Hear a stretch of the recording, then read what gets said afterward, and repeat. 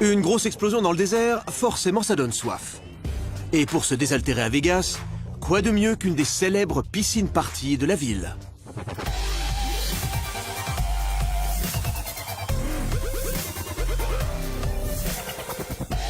Vous êtes sceptique? Et pourtant, je vous assure, on peut parler science au bord d'une piscine.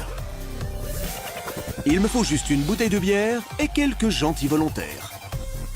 J'adore Las Vegas. Qui trinque avec moi? Santé. J'aimerais vous montrer une sorte de tour de barman. C'est tout simple.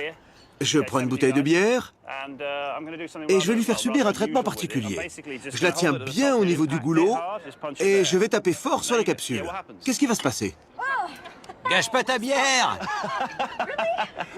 Voilà ce qui va se passer. Qu'est-ce qui s'est passé? Je sais pas trop.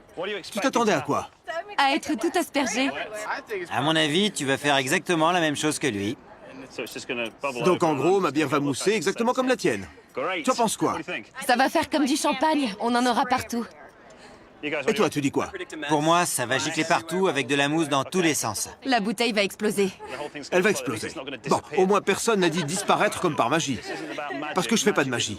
Tout ça, c'est de la science. Vous êtes prêts? Chacun a livré son avis sur la question. Mais que va-t-il réellement se passer? La bière va-t-elle mousser? Gicler partout? Exploser? Ou rien de tout cela?